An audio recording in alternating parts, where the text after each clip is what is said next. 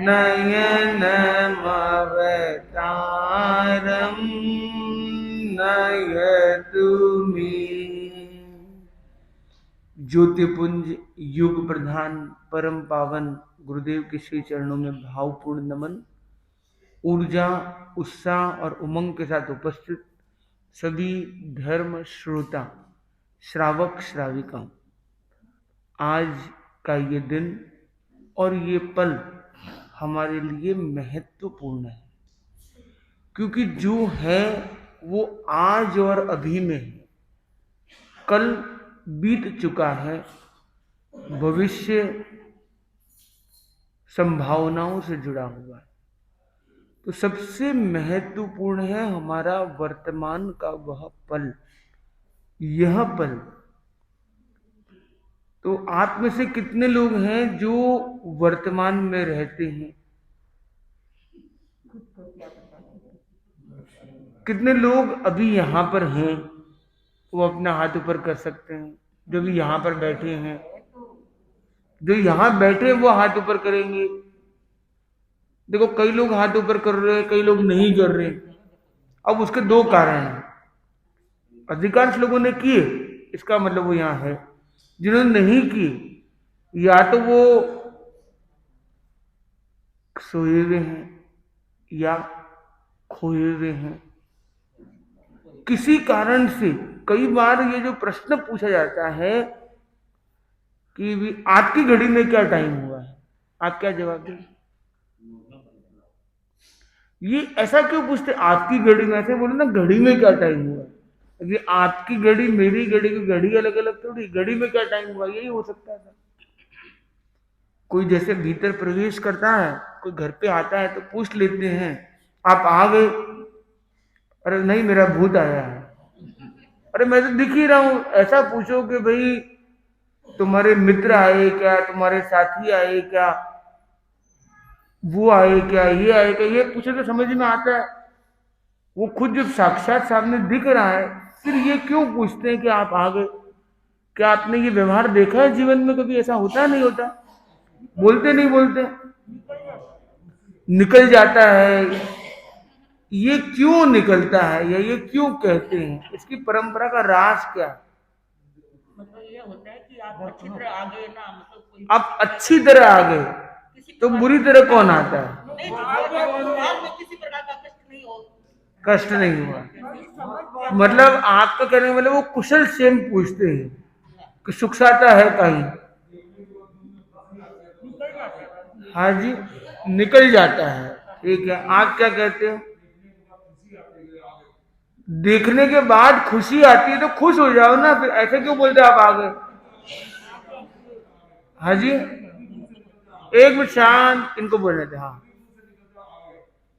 हाँ, तभी मुंह से निकलता है आ गए। और कोई बताना चाहता है? वर्तमान में मन से भी आगे, तन से मन से भी आगे, मन से भी आगे, तन से भी आगे, और वचन से बोले कि हम आ गए। ठीक बात है। हाँ? मनदीप जवाब कई हद तक सही है। तो इनके लिए तो ये प्रश्न केवल एक प्रश्न नहीं है, इसके पीछे केवल एक परंपरा या आदत नहीं है, बल्कि इसके पीछे एक विज्ञान भी है। इसके पीछे छिपा है मनोविज्ञान। क्योंकि शारीरिक रूप से सामने दिख रहा है वो तो साक्षात है, पर जब हम वचन से कंफर्म कर रहे हैं कि आप आ गए, वो इस संदर्भ में कि वो मन से आया कि नहीं। शरीर दिखता है, वाणी से हम उसके मन की प्रेजेंस को कंफर्म कर रहे हैं। कई बार आप देखेंगे वो दरवाजे पर है, थका हारा व्यक्ति आया है यात्रा करके, तो अच्छे से आ गए, तो बेचारा वो तो रास्ते में क्या क्या करके आया उसको ही पता है। तो बड़ा दिक्कत, ट्रैफिक वगैरह सब पार करके जैसे तैसे पहुंचा है। पहुंचते जैसे दरवाजा खोलते वो बेचारा वो थका हारा कहीं और रास्ते में पार्किंग में क्या हुआ था, ट्रैफिक में क्या हुआ था, उसकी सोच कुछ चल रही है मानो। आपने दरवाजा बोले आप आ गए, बोले हाँ हाँ कहीं बोलिया। अगर वो ऐसा करता है इसका मतलब क्या था, वो कहीं खोया हुआ है और आज के संवाद से वो वापस आ रहा है।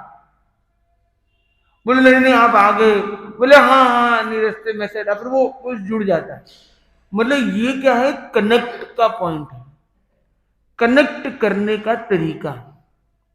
क्योंकि शरीर से तो सब कनेक्टेड ही, मतलब फिजिकली दिख रहा है सामने, परंतु कनेक्शन बनाना तो मन या भाव से है। अगर वो भाव या मन से यहां पे प्रस्तुत उपस्थित हो ही नहीं तो कनेक्ट ही नहीं हुआ। और बिना कनेक्ट हुए कितना ही कन्वे कर लो, कितना ही कुछ बातें कह दो, वो बात अंदर उतरने वाली नहीं है। इसलिए मैंने पूछा आपको कि आप आ गए हो। जो आ गए वो हाथ ऊपर करेंगे।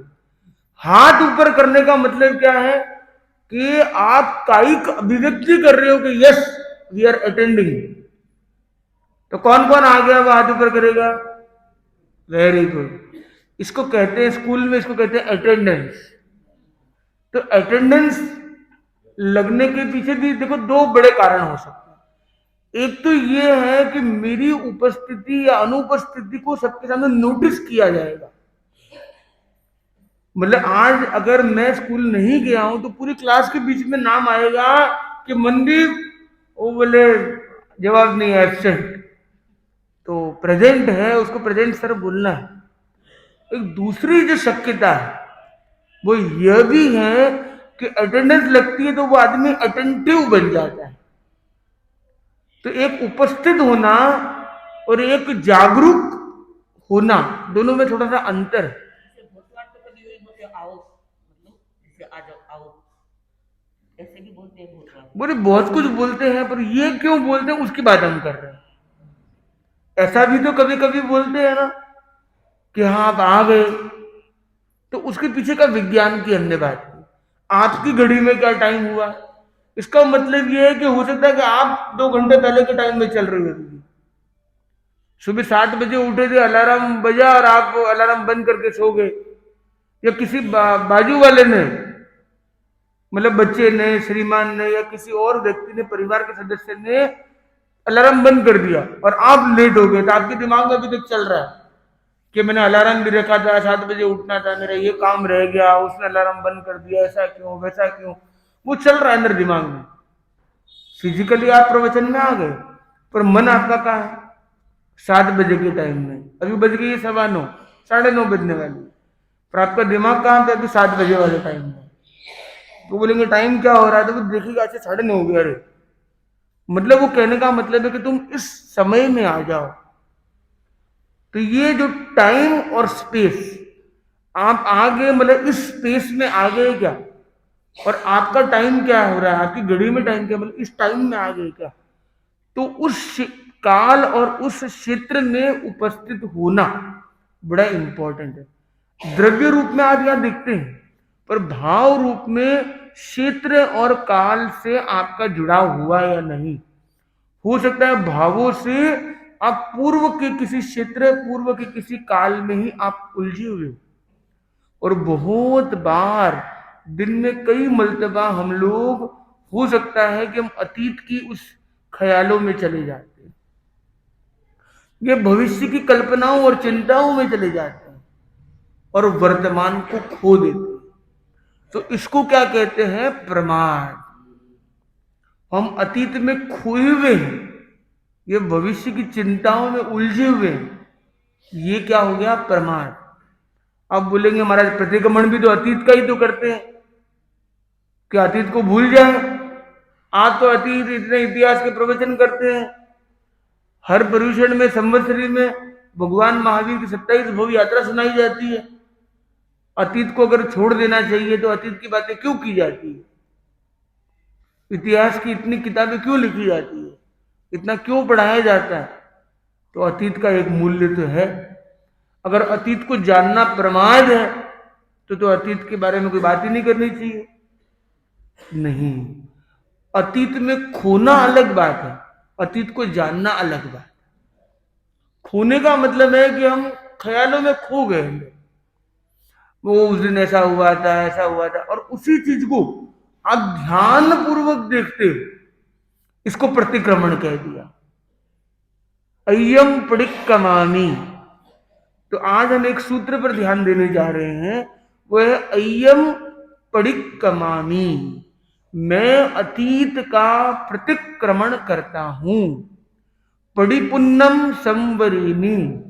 प्रतिपूर्णम संवरी में संवर करता हूं, मैं वर्तमान काल में सामयिक संवर करता हूं। और अनागयम पच्चखामी, जो अनागत है उसका प्रत्याख्यान करता हूं, मतलब भविष्य के लिए एक संकल्प करता हूं, प्रत्याख्यान रूपी संकल्प करता हूं।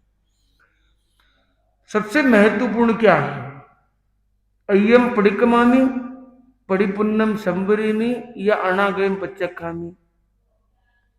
सबसे महत्वपूर्ण क्या है? अय्यम पडिक्कमामि क्या है? और उसको मैं टेक्निकली आपको वापस प्रूव करके बताऊंगा कि ये खाली एक मेरी मनगढ़ंत कल्पना या खाली चिंतन या विचारधारा नहीं, बल्कि आगम से ये पुष्ट होती है। तो इसके सेंटर में क्या है? पडिपुन्नम संवरिमि। जो सेंट्रल थीम है, आरोग्य बोधि समाधि, सेंटर में क्या है? बोधि है। ज्ञान दर्शन चरित्र, सेंटर में क्या है? दर्शन है। तो वैसे ही इसके सेंटर में क्या है? संवर। और इसका प्रूफ ये है कि आप प्रतिक्रमण भी करते हो, तो पहला आवश्यक क्या है? पहला आवश्यक क्या है? प्रतिक्रमण में 6 स्टेप्स होते हैं। कितने स्टेप होते हैं? 6।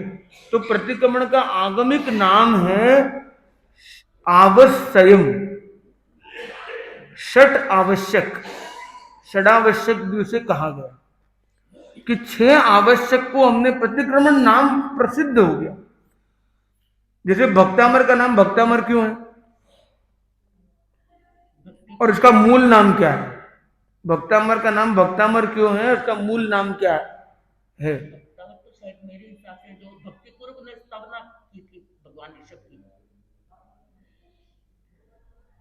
भक्तामर का नाम भक्तामर इसलिए है कि उसका पहला शब्द भक्तामर है। उसके 44 या 48 या 52 गाथाओं की जो अलग अलग क्रम परंपराएं रही है, उन सभी परंपराओं में पहला श्लोक का पहला शब्द भक्तामर है। लोगस्य का नाम लोगस्य क्यों है? लोगस की पार्टी ऐसा क्यों बोलते हैं? क्योंकि उसका पहला शब्द लोगस है।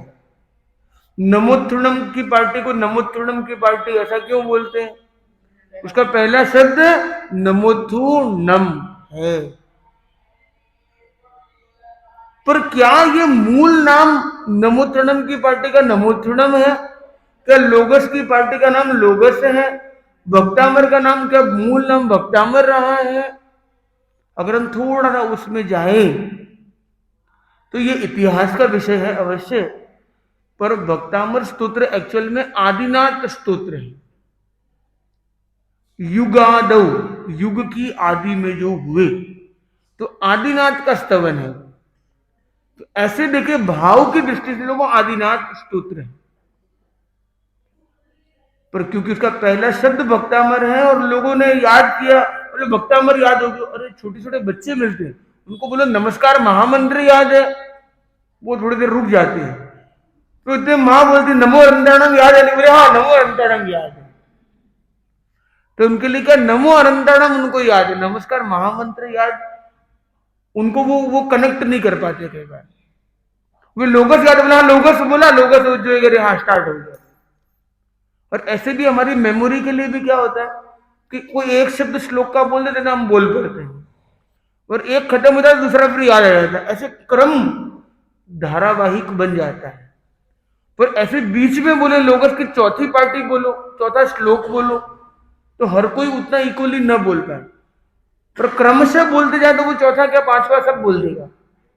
ऐसा भी कभी कभी आपने अनुभव किया हो, कोई बोले अरत बन्ना बोलनी पूरी बोल देगा, वो बोले अरत बन्ना का 5वां स्लोगन क्या है भाई, वो सोच में पड़ गया 5वें नंबर पर क्या था, वो तो मन ठाकुर ने तो वो पूरा मन मन में क्या करता है, नमो वृंदावन, ये चलते चलते जय बुद्धा एकंता जय से स्वयं समय, हाँ हाँ हाँ वो है पुरुषा तुममेव तुममितम किम भैया मित्तमिच्छसि।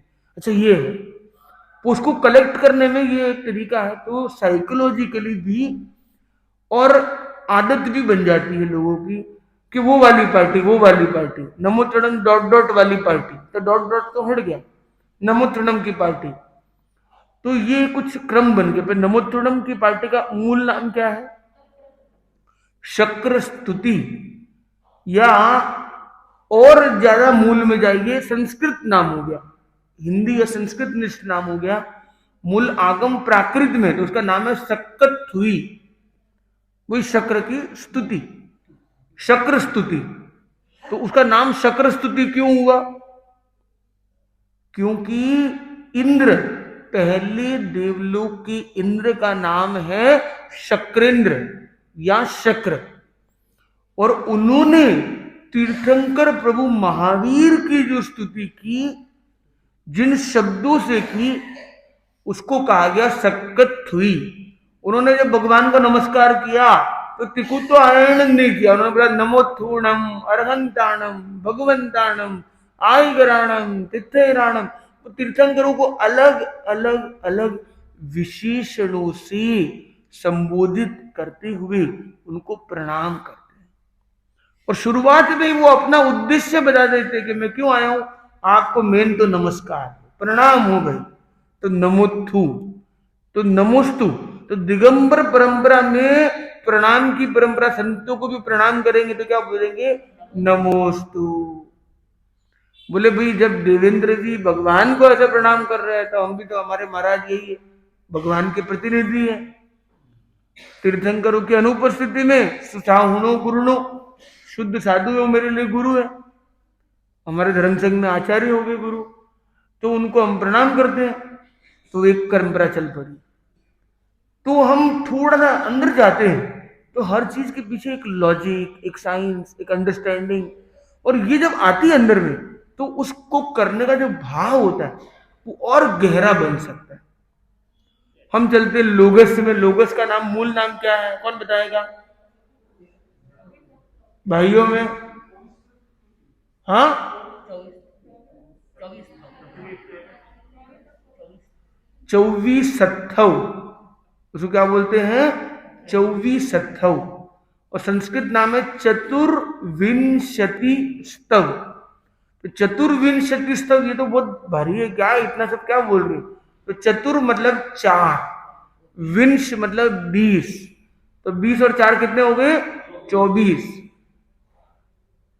चतुर्विंशति, विंशति मतलब भी 20, तो चतुर्विंशति मतलब 24, 20 में 4 अधिक, चतुर्विंशति स्तव, तो 24 तीर्थंकरों का स्तवन। तो 24 का स्तवन है ये।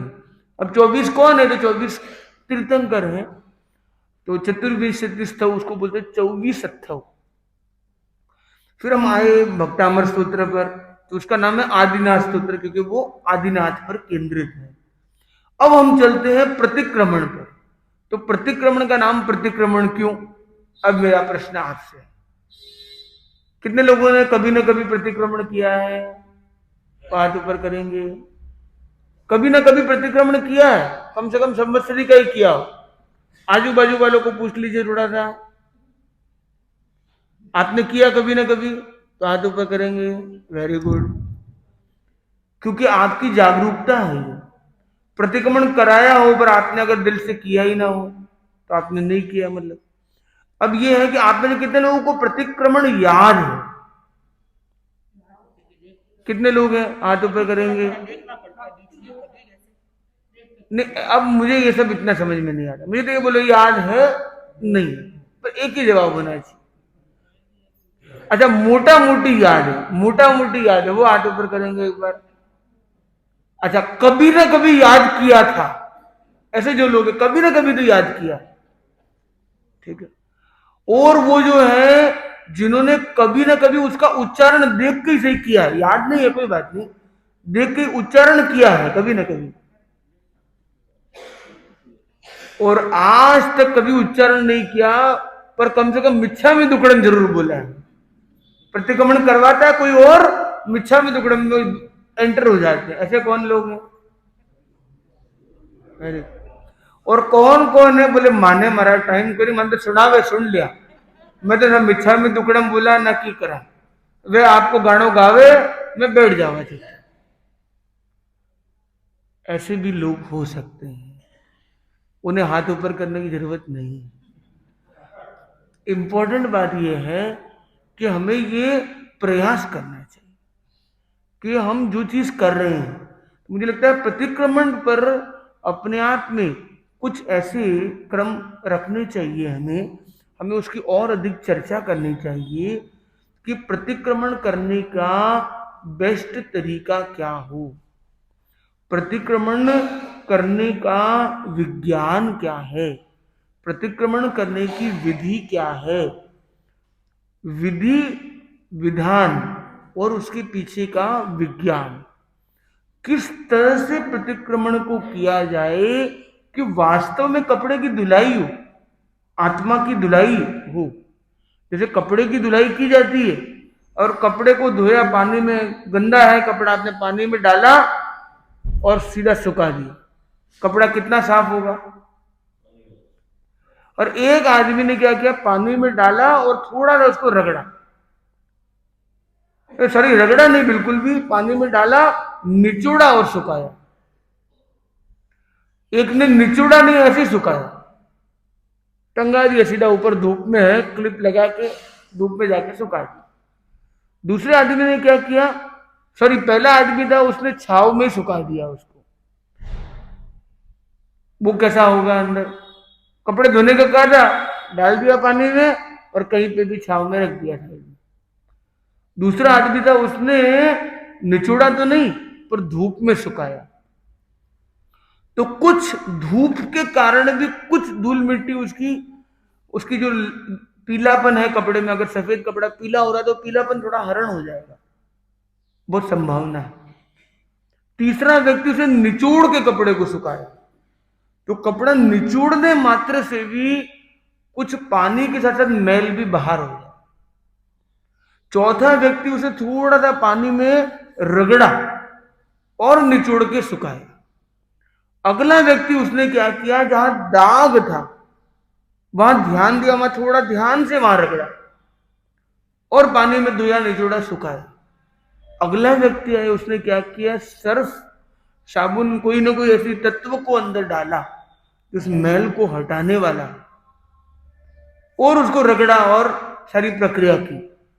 उस अगले व्यक्ति ने क्या किया कि सर्फ डाल के उसको 10 मिनट भिगो के रखा, फिर कपड़े को अंदर डाल के थोड़ी देर रखा, फिर उसको रगड़ा, फिर ब्रश भी लगाया, फिर उसकी कुटाई भी कर दी और उसका दाग भी ढूंढा, उसको वहां पे और अधिक एक्स्ट्रा सर्फ डाल के उसको वहां पे और क्लीन किया, कहीं और गहरा दाग है वहां पे आला भी लगाया और सारी प्रोसेस करके सुखाया।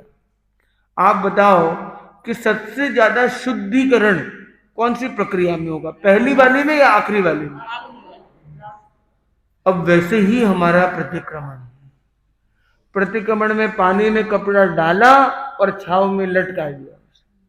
वो क्या है, संवत्सरी को दिन हो, खानों की कोनी, भूख हड़ताल पर गाड़ी, संवत्सरी को बखान करना जरूरी बता दियो, गया बैठे वो बखान, वो आपको प्रतिक्रमण सुना रहे है, आप थोड़ा थोड़ा नींद ले रहा, थोड़ा थोड़ा झोंको ले रहा है और थोड़ा थोड़ा ध्यान लग रहा है, किन की चाल रही, म्यूजिक चाल रही अंदर, आप ठीक है, ओम स्वाहा चल रहे द्वारा जितो हो जाए देखो ठीक है, मन की ठा तो पड़े को नहीं, किन की बोल रहे बेचारो, आग लो कह दियो कि बैठ जाओ तो बैठ गया, और की वहां अपनी परंपरा है, कर लियो काम।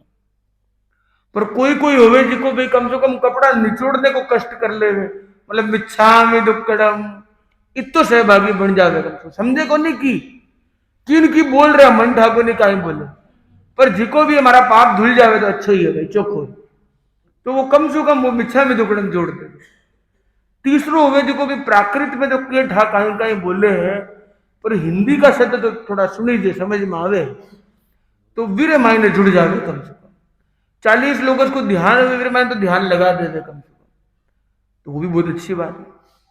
फिर क्रमशः आगे बढ़ते जावे तो वो एक एक शब्द को अर्थ, एक एक शब्द को कम से कम उच्चारण ने जाने हैं।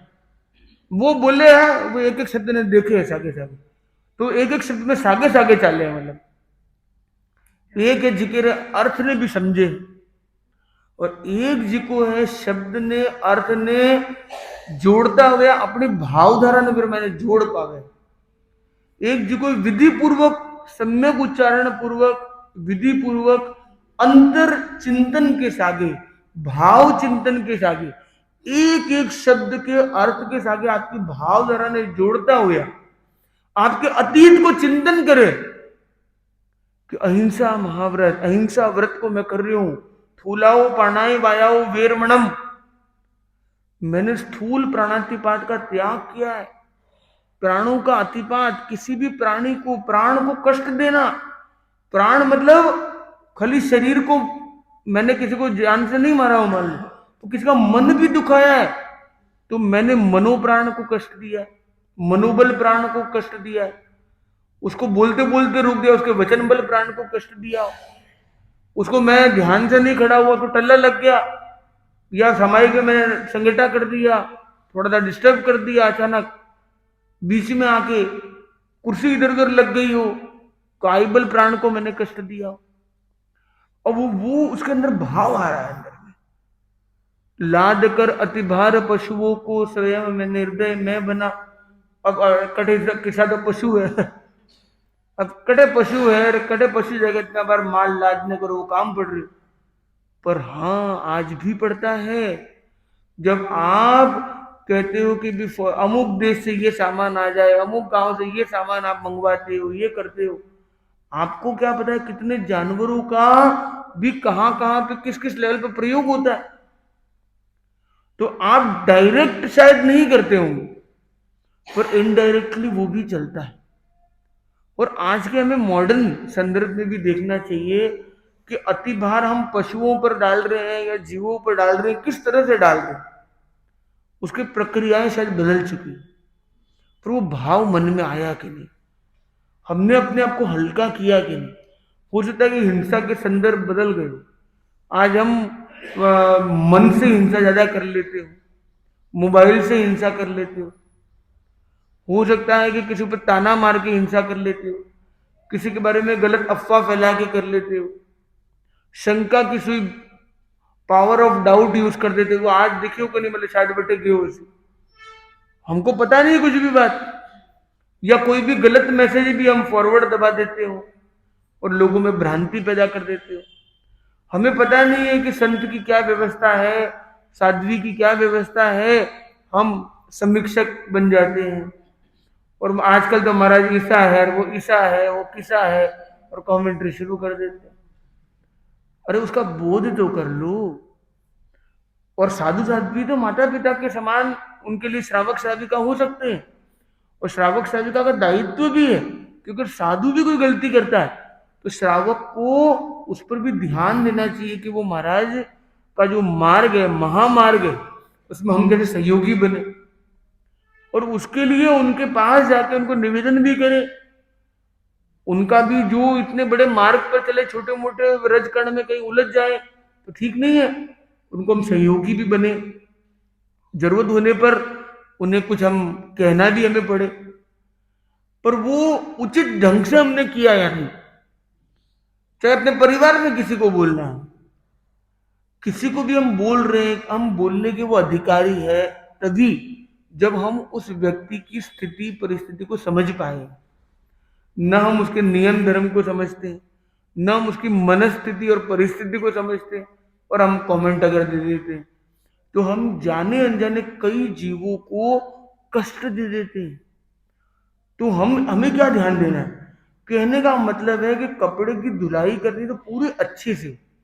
तो मेरे मन में एक भाव आया कि हमें एक प्रयोग और एक प्रयास करना चाहिए, जैसे 21 दिन का प्रयास, 7 दिन का कम से कम अभ्यास, जिसमें हम क्या है, प्रतिक्रमण के जैसे 6 लेवल हैं, तो एक एक लेवल पर हम क्रमशः आगे बढ़े।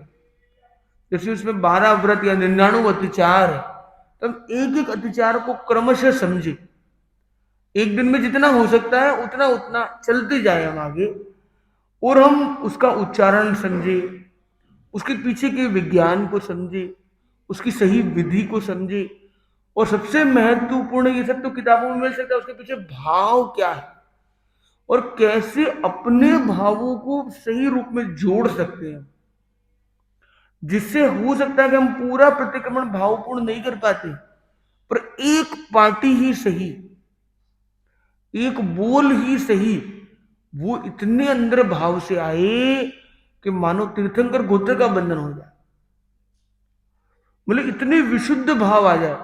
तो हमने एक पार्टी याद ली, अय्यम पडिक्कमानि पडिपुन्नम संवरेमि अनागयम पच्चक्खामि। अतीत का प्रतिक्रमण, वर्तमान काल के सामायिक, भविष्यत काल का प्रत्याख्यान। इसमें देखिए हम बीच में है संवरेमि, क्यों बीच में है और ये क्यों मुख्य है, इससे हमने एक संवाद को शुरू किया। वो इसलिए प्रमुख है क्योंकि इसमें सामायिक संवर की बात आ रही है, क्योंकि वर्तमान में जो नहीं है वो अतीत को या भविष्य को वर्क करने का अधिकारी नहीं है। जो वर्तमान में कनेक्ट नहीं है वो तो अतीत में खोया हुआ है, ये भविष्य में डूबा हुआ है, वो न प्रतिक्रमण कर पा रहा है न संकल्प चेतना को बढ़ा रहा है। जब तक आप वर्तमान से कनेक्ट नहीं होंगे, अध्यात्म साधना की शुरुआत ही नहीं होगी आपकी। तो प्रारंभिक बिंदु वर्तमान है, और इसी को शास्त्रकार ने क्या किया, प्रतिक्रमण का नाम प्रतिक्रमण इसलिए है क्योंकि 6 आवश्यकों के संग्रह में प्रतिक्रमण सबसे बड़ा है। पर प्रतिक्रमण केवल प्रतिक्रमण नहीं है, प्रतिक्रमण जो हम करते हैं वो उसका मूल है 6 आवश्यक। कोई बता सकता है वो 6 आवश्यक कौन से हैं? पहला क्या है? सामायिक। पहला क्या है? दूसरा चतुर्विंशति स्तव यानी लोगस। तीसरा क्या है? वंदना। चौथा क्या है? प्रतिक्रमण। चौथा क्या है? पांचवा है कायोत्सर्ग, और छठा क्या है? प्रत्याख्यान। पहला क्या है? पहला क्या है? थोड़ा अच्छे से आवाज आए जो लोग, क्या है? पहला क्या है? दूसरा लोगस। हम थोड़ा संक्षिप्त और सरल कर देते हैं उसको। दूसरा क्या है? लोगस। तीसरा क्या है? तीसरा क्या है? चौथा क्या है? प्रतिक्रमण। चौथा क्या है? थोड़ा अच्छे से। चौथा क्या है? पांचवा क्या है? कायोत्सर्ग। चौथा क्या है? और छठा क्या है? प्रत्याख्यान। छठा क्या है? तो अब हम क्या है कि हम एक सांकेतिक माध्यम से करेंगे। तो सबसे पहले सामायिक में एकदम समता की मुद्रा में दोनों हाथों को ऐसे रखेंगे। पहला क्या है? तो आपको ऐसे हाथ रख के बोलना है। पहला क्या है? फिर दूसरा क्या है? लोगस। तो लोगस में हम हाथ जोड़ रहे हैं प्रभु को, तीर्थंकरों को। दूसरा क्या है?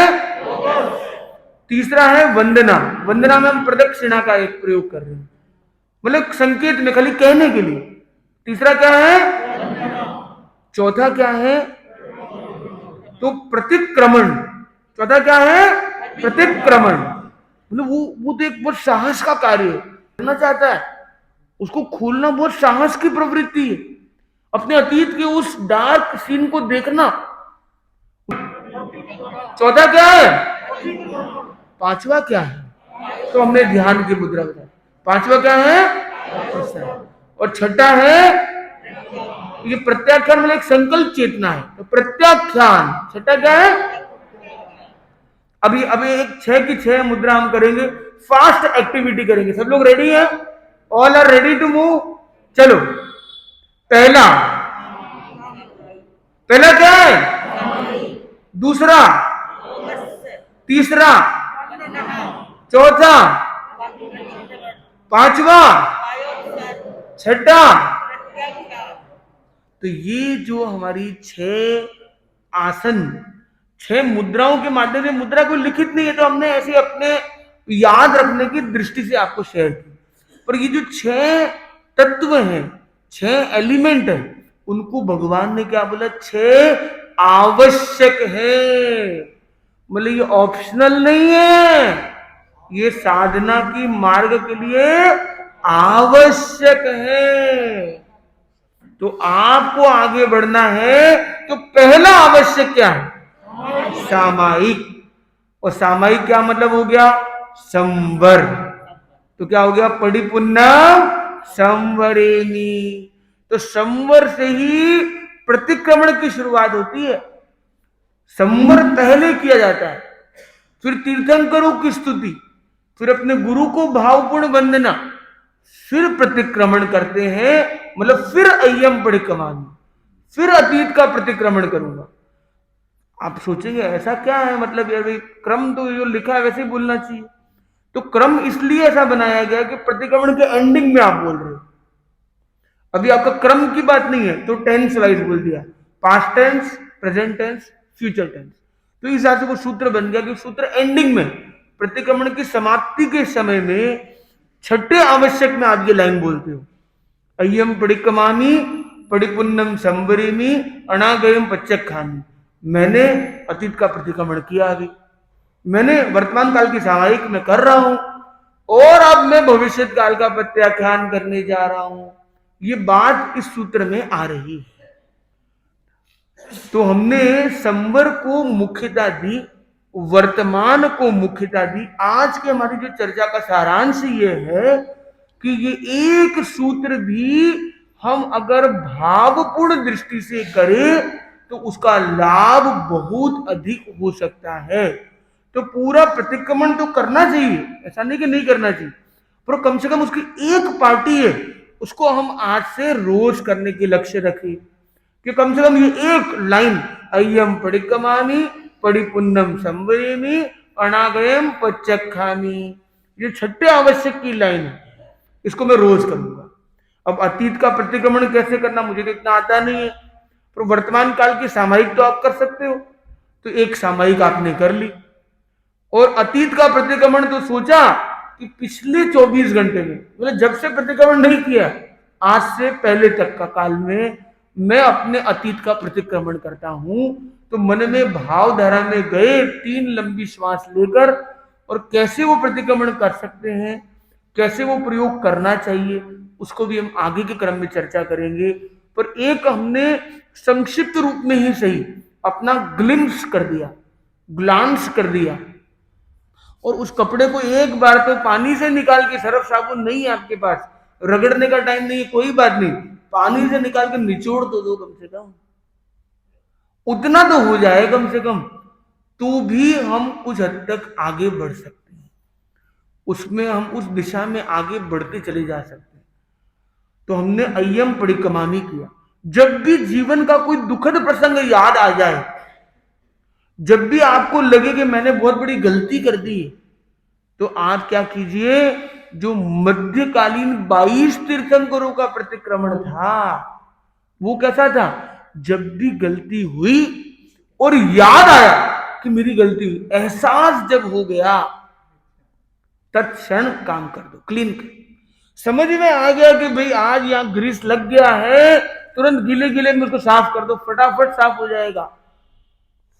समझ में आया कि यहां कीचड़ का दाग लगा है, आपने कभी कभी कीचड़ का दाग लगा हो तब आपने अनुभव भी किया, अगर कीचड़ वो गीला दाग है अभी अभी लगा है, अगर आप पानी से भी धो तो भी सामान्यतः वो निकल सकता है, और सूखने के बाद उसको निकालना काफी संघर्षपूर्ण भी हो सकता है। तो जैसे हमें एहसास हुआ रे मैंने ऐसा कैसे बोल दिया, तो बस जैसा ही अवसर मिला आत्मचिंतन में गए, 3 लंबी श्वास ली, और उसके प्रति क्षम्यताम क्षम्यताम क्षम्यताम, अपनी भूल को स्वीकार का भाव, स्वीकारोक्ति करिए। गर्हामी, उसकी गर्हा कीजिए। निंदामी गर्हामी अपाणम बोसिरामी, निंदामी गर्हामी अपाणम बोसिरामी। सामायिक में हम क्या बोलते हैं, परिक्रमामि, प्रतिक्रमण करता हूं।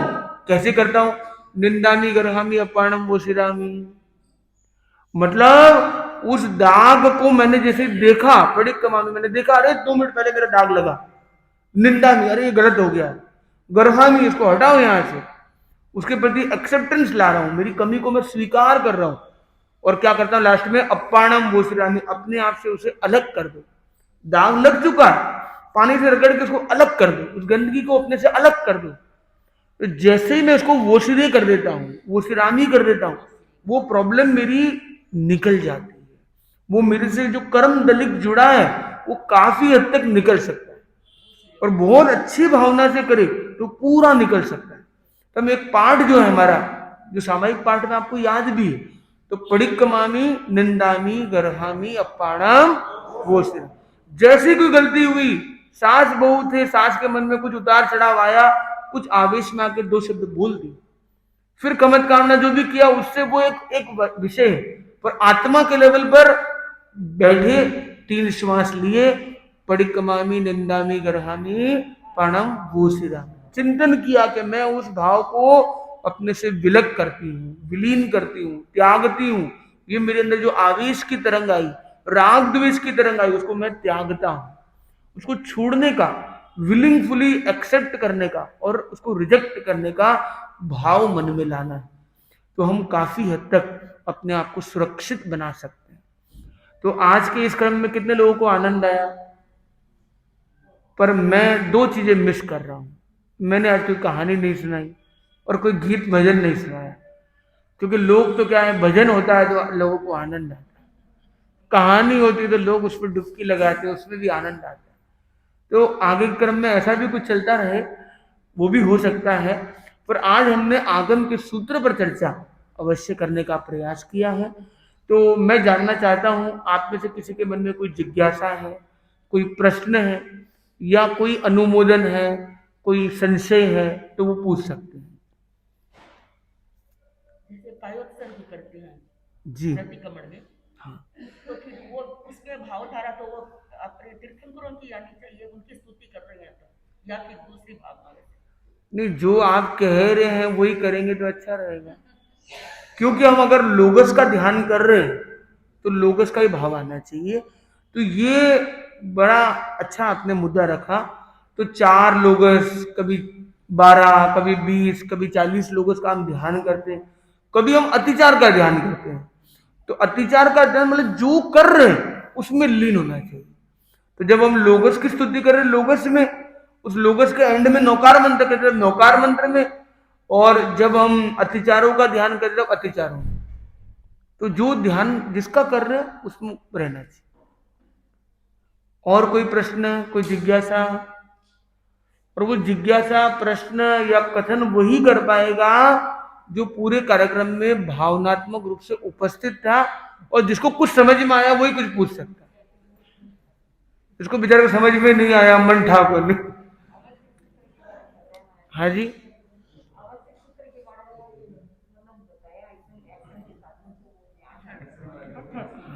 हाँ नहीं ठीक है, वो तो ठीक है। और कोई प्रश्न किसी के मन में, और कोई कुछ कहना चाहता है तो हम आपको पूछ लेते हैं। ये बताइए, आप बताइए, आप खड़े हो सकते हैं एक बार, आप बताइए तीसरा आवश्यक क्या है? हाथ रख के। हाँ, तीसरा आवश्यक क्या है? अच्छा, पहला क्या है, दूसरा क्या है, ठीक है, तीसरा क्या है? वंदना में नहीं, वंदना। तीसरा क्या है? ठीक है, इनके लिए बहुत अच्छा। अब हम, क्योंकि आपको ये है कि हम नहीं पूछेंगे, आप ही हमको पूछ लेते हैं, हम ही पूछ। 5वां आवश्यक क्या है?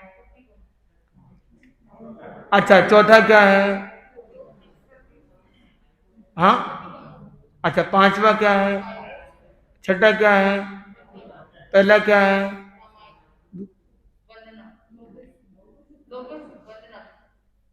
लोगस, और तीसरा वंदना। ठीक है, बहुत अच्छा, आप स्थान ले। हाँ जी, बताइए जी, क्या जिज्ञासा है आपकी?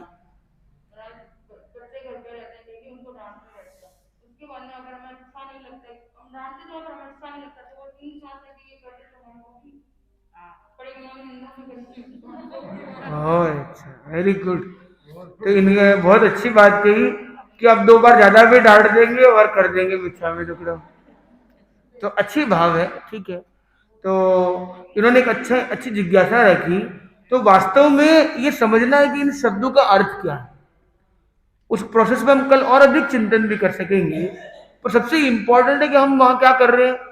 हम एक बच्चे को डांटा, फिर 2-3 बार जो भी डांटा होगा, फिर आपको जैसे एहसास हुआ कि मैंने डांटा वो सही नहीं किया, मैंने ये गलत किया।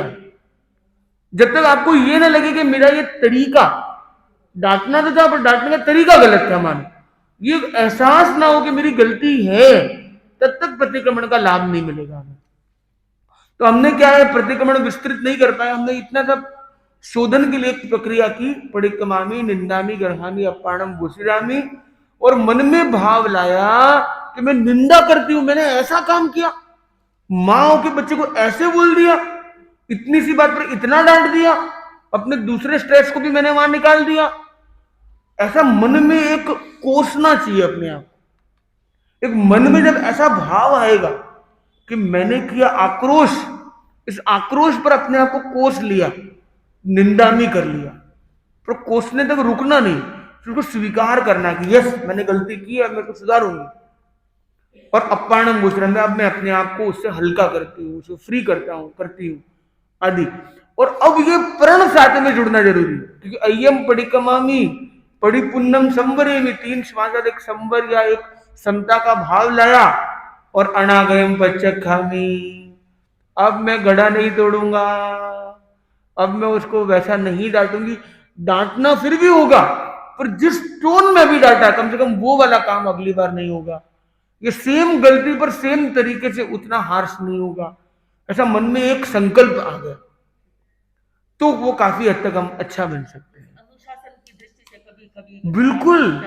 तो वो अनुशासन की दृष्टि से जब आपने डांटा है तो आपने, आपके हिसाब से आपने गलत किया नहीं है। जो गलती नहीं है तो प्रतिक्रमण किस चीज का, जिसमें आपको लगे मैं गिल्टी हूं, मेरी गलती है, उसी में शोधन होगा। अगर मैंने सही लिखा है, पेंसिल से लिखा हो चाहे पेन से लिखा हो, अगर सही लिखा तो मिटाने की बात ही नहीं है। अगर मुझे लगता है मैंने गलत लिखा है, ये लिखा तो सही अक्षर है, तो लिखने का तरीका गलत हो गया। लिखने का तरीका भी सही है, पर थोड़ा सा अक्षर की मात्रा थोड़ी बाहर निकल गई, तो जितनी मात्रा निकली उसी पर रबर घुमाना है, बाकी को थोड़ी मिटाना है। ये लगता है अक्षर बहुत अच्छे नहीं बने तो रबर से मिटा के वापस अच्छे अक्षर लिखूंगा मैं। तो मतलब मैं सुधार करना चाहता हूं, किसका, गलती का। तो गलती जब तक समझ में नहीं आएगी तब तक सुधार होगा भी नहीं। तो गलतियों की पहचान और स्वीकार और सुधार और परिष्कार का संकल्प, ये है इसका मेन फोकस। तो आज की चर्चा को यहीं कंप्लीट करते हैं। इसी के साथ ओम अरहम।